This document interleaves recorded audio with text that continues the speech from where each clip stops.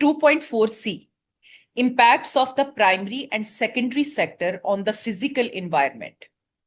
अब इसके अंदर हमने इनके कौन कौन से इंपैक्ट्स पढ़ने हैं? Air pollution, water pollution, waste management, deforestation और सॉइल इरोजन। ये एग्जामिनर के मेन कंटेंट्स है कि आपका प्राइमरी और सेकेंडरी सेक्टर किस तरह से कंट्रीब्यूट करता है into all these environmental problems. तो impact of primary and secondary sector on the physical environment. Primary sector आपका कौन सा होता है? जिसके अंदर farming, mining, forestry and fishing. और सेकेंडरी सेक्टर आपका मैन्युफैक्चरिंग सेक्टर होता है। जब हम फार्मिंग एक्टिविटीज करते हैं तो वो किस तरह से आपके एनवायरनमेंट को इंपैक्ट करता है? देखिए, due to the farming activities if we look, तो आपको you need to clear the land in those areas जहां पर आपके पास कल्टीवेशन के लिए लैंड कम है, specially in hilly areas. When you do terracing, आप ट्रीज कट करते हो, ठीक है। और उसके अलावा फार्मिंग में जितने केमिकल्स यूज होते हैं आपके एनवायरनमेंट को पोल्यूट करते हैं, ठीक है। तो अगर हम वाटर पोल्यूशन की बात करें तो प्राइमरी और सेकेंडरी सेक्टर कैसे वाटर को पोल्यूट करता है? सेकेंडरी सेक्टर की अगर आप बात करें तो factories they release untreated chemicals into the reverse. Untreated mean कि वहां पर ट्रीटमेंट प्लांट्स नहीं लगे हुए जो वाटर को क्लीन कर सकें before releasing it to the into any rivers or water bodies. For example, आपकी टेक्सटाइल इंडस्ट्री के अंदर से जितना कंटेमिनेटेड वाटर होता है फुल ऑफ केमिकल्स, जो कि वॉशिंग, डाइंग और प्रिंटिंग के लिए इस्तेमाल होता है। फिर लेदर इंडस्ट्री का जितने भी केमिकल वाला वाटर होता है कराची और कसूर के एरियाज में, फैसलाबाद रीजन के पास, वो सारा आपकी वाटर बॉडीज में जब जाता है आपके वाटर को पोल्यूट करता है, ठीक है। इसी तरह से आपका use of fertilisers and pesticides in farming in Punjab and Sindh areas when it run off into the rivers and canals, specially in the Indus river system, it contaminates the water, ठीक है। जिसकी वजह से ये क्या करता है? It pollutes the drinking water supplies, ठीक है। एक्वेटिक लाइफ को किल करता है इन कोस्टल एरियाज, बायोडाइवर्सिटी आपकी इफेक्ट होती है, causes the waterborne diseases, and it reduces the fish production, affecting the communities in your coastal areas. तो water pollution primary और सेकेंडरी सेक्टर से किस तरह होती है? फिर उसके बाद आपकी एयर पोल्यूशन है। सेकेंडरी सेक्टर में एयर कैसे पोल्यूट होती है? फैक्ट्रीज जो भी हैं, आप उसके अंदर मशीन्स इस्तेमाल होती हैं डिफरेंट टाइप की आपके, उसके अंदर जितनी भी मशीनरी है वो स्मोक रिलीज करती है, टॉक्सिक गैसेस रिलीज करती है which contribute into the air pollution. जैसे कुछ आपकी ब्रिक किल्न इंडस्ट्री है जो ईंटें बनाने वाली इंडस्ट्री है पंजाब के एरियाज में मोस्टली, ठीक है। तो कोल जलाया जाता है वहां पर जो कि कार्बन एमिशन बहुत ज्यादा करता है and it contributes into the air pollution. Primary sector में अगर आप देखें तो आपका प्राइमरी सेक्टर एयर पोल्यूशन किस तरह क्रिएट करता है? मैंने आज नहीं, ईयर 9 में एक्सप्लेन किया था। Burning of the crop residues, when you cut the crops, और आजकल जो कंबाइन हार्वेस्टर्स के थ्रू आप कटिंग ऑफ द क्रॉप करते हैं ना, तो it do not take out the crop from its roots. वो हाफ ऑफ द स्टेम से उसको ऊपर से काट लेता है ग्रेन को, और नीचे जो उसका रिमाइंडर रह जाता है farmers use to burn it. अब बर्निंग से एक तो उनका काम आसान हो जाता है, उनका फील्ड क्लियर हो जाता है। सेकेंडली, वो जो ऐश होती है प्रोड्यूस होती है वो उस फार्म की फर्टिलिटी को इंक्रीज करती है, but it contributes into the air pollution, ठीक है। दूसरा, आपके जितने भी इसको प्रोडक्ट्स हैं, एग्रीकल्चरल प्रोडक्ट्स हैं, उसको मार्केट तक आपकी ने एक्सेस देना, उसको एग्रो बेस्ड इंडस्ट्रीज तक पहुंचाना, इसके लिए जो ट्रांसपोर्ट सिस्टम आपका इस्तेमाल होता है, it also contribute into the air pollution. फिर for irrigation purposes you people use tubewells, उन ट्यूबवेल्स के की भी जनरेशन के लिए, उसको चलाने के लिए यू नीड फ्यूल, और वो फ्यूल आपका कंट्रीब्यूट करेगा इनटू द एयर पोल्यूशन। फिर आप कंबाइन हार्वेस्टर्स इस्तेमाल करते हो, थ्रेशर मशीन्स इस्तेमाल करते हो, ट्रैक्टर्स का इस्तेमाल होता है उसके अंदर, और वो फ्यूल से चलते हैं, डीजल से चलते हैं, और उनका जो स्मोक है वो it contributes into the air pollution, ठीक है। तो समझ लग गया कैसे आपका प्राइमरी और सेकेंडरी सेक्टर करता है?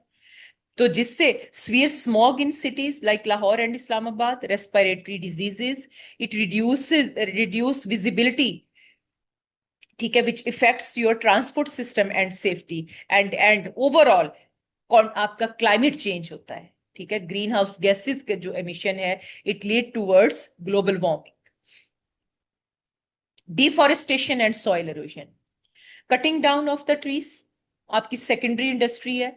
उसके लिए आपको टिम्बर चाहिए होता है. Timber is the best quality would which is used in furniture making, which is used in construction industries, which is used as a fuel wood in rural households. ठीक है, तो ये आपका जो डिफॉरेस्टेशन है, आप इंडस्ट्री लगाने के लिए भी डिफॉरेस्टेशन करते हो, ठीक है, और because you need to clear the lands, you cut trees in that way. फिर बहुत सारी इंडस्ट्रीज ऐसी हैं आपकी मैन्युफैक्चरिंग इंडस्ट्री जिसमें wood is used as a raw material. Wood जो उसकी बेसिक रिक्वायरमेंट होती है, इनपुट होता है उस इंडस्ट्री का, आपकी फर्नीचर इंडस्ट्री है, आपकी कंस्ट्रक्शन इंडस्ट्री है, ठीक है. और फिर अगर आप एग्रीकल्चर में देखें तो आपको you need to clear the land, और डिफॉरेस्टेशन आपकी जो है it led towards soil erosion. you know that roots of the trees they impact the soil. तो जब आप दरख्तों को काटोगे तो सॉइल इरोजन आपकी उतनी ही ज्यादा होगी, specially in your northern parts. Loss of forest in northern areas, soil erosion it reduces fertile soil, ठीक है, and increased flooding due to deforestation, due to lack of tree cover and loss of biodiversity, loss of habitat. Overall अगर हम देखें तो primary and secondary sectors they are essential for Pakistan's economy. However, they cause major environmental problems. For example, water pollution from factories and farming. इसी तरह से बच्चों आप इसके अंदर माइनिंग की एग्जांपल्स भी ऐड कर सकते हैं for primary sector, because for mining activities you need to clear the area. That's why deforestation होती है, आपके लैंड डिग्रेडेशन होता है, ठीक है, पोल्यूशन क्रिएट होती है. तो ये आप माइनिंग की भी एग्जांपल दे सकते हो. प्राइमरी सेक्टर में best example is mining and agriculture. तो सेकेंडरी सेक्टर में तो ओवरऑल आपकी पूरी की पूरी मैन्युफैक्चरिंग इंडस्ट्री आ सकती है. Economic development in Pakistan often comes at the cost of environmental damage. To reduce these impacts, Pakistan need cleaner industrial technology, better waste treatment system, reforestation programs, and sustainable farming practices. Only by opting these measures, हम इसके जो negative impacts हैं उनको overcome कर सकते हैं. इसके अगर हम क्वेश्चंस को देखें, जो इसके पास्ट पेपर क्वेश्चंस हैं, तो उसमें कोई इतना ज्यादा टॉपिक्स नहीं आए हुए प्राइमरी और सेकेंडरी इम्पैक्ट्स के. सिर्फ एक साल में इसका क्वेश्चन आया हुआ है सॉइल इरोजन का, और एक और ईयर में इसका एक 1 मार्क का मल्टीपल चॉइस क्वेश्चन आया हुआ है. और इसके अलावा कुछ छोटे क्वेश्चंस हैं. According to exam point of view, a chunk of this topic it can be added into the examination, लेकिन बहुत बड़ा कोई टॉपिक इसके अंदर इंक्लूड नहीं है. In this way section B is completed today.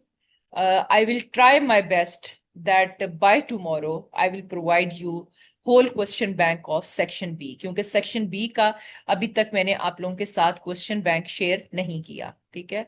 तो बहुत ये मेरा बिजी वीक था, मैंने बहुत कोशिश की लेकिन पॉसिबल नहीं हो सका मेरे लिए. गुजूर और anyone else, can you please take the attendance, इसके स्क्रीनशॉट्स आप ले लें. और बच्चों जो भी कोई शैतान है आपके क्लास में, प्लीज, मुझे अच्छी लगती हैं आपकी ये इस तरह की शरारतें, I never mind it, I enjoy these type of things. लेकिन ये क्लासेस जो है ना, ये बहुत प्रोडक्टिव क्लासेस हैं. बहुत सारे बच्चे देखें, कितने बच्चे इसके अंदर बैठे हुए हैं. हर कोई टाइम वेस्ट करने के लिए तो नहीं बैठता ना. और मुझे भी आप देखें तो मेरे पास ये टाइम नहीं होता. मैं आपको कैसे समझाऊं कि मैं बहुत मुश्किल अरेंज करती हूँ ये क्लासेस. तो इस लेवल पे, मतलब इतना मेच्योर होने के बावजूद अगर कोई आप ऐसी हरकत करोगे तो मैं उसको बेवकूफी समझूंगी. इसको कोई भी अप्रिशिएट नहीं करेगा आपकी क्लास में. इवन ये जो बच्चे बैठे हुए हैं, वी ऑल इग्नोर इट. कोई भी बच्चा आप में से जो कोई भी है, कोई बच्चा भी उसको एनकरेज नहीं करता. कल से इंशाल्लाह मैं एक्चुअली मुझे ये होता है कि मैं एक दफा जब क्लास स्टार्ट करके आपकी स्क्रीन शेयर कर रही होती हूँ ना, तो मुझे फिर नहीं पता चलता कि who is entering in the class. फिर बार बार मुझे पीछे जाके आप लोगों को एंटर करना पड़ता है। तो दैट्स वाई मैं ये कोशिश करती हूँ कि आप सब चलें, खुद ही क्लास में आ जाए।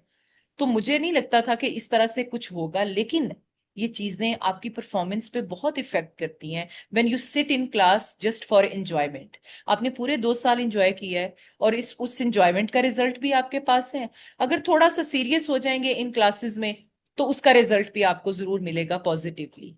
सो प्लीज, मैं कभी माइंड नहीं करती आपकी इन हरकतों को, लेकिन आपकी इस हरकत की वजह से अगर क्लास के बाकी 35 बच्चे डिस्टर्ब हो रहे होंगे, तो ये चीज मुझे फिर बॉदर करेगी। मैं क्लास में आपको इग्नोर करूंगी, जरूर इग्नोर करूंगी, क्योंकि मैं अपना टाइम वेस्ट नहीं करूंगी आपकी इन हरकतों को रोकने के लिए। So please be careful. और ये कोई ऐसी चीज नहीं है कि मुझे बतानी पड़े, ये इट्स सो ऑकवर्ड। ठीक है, ये कोई अच्छी बात नहीं लगती। हाँ, नॉर्मल क्लासेस हों, उसके अंदर आप करो तो कोई बात नहीं, कभी कभी इग्नोर हो जाता है, कभी ऐसा चिल माहौल भी होना चाहिए क्लास का, कोई ऐसी बात नहीं है।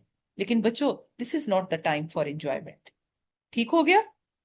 Is there anything to ask? हाँ, ठीक है।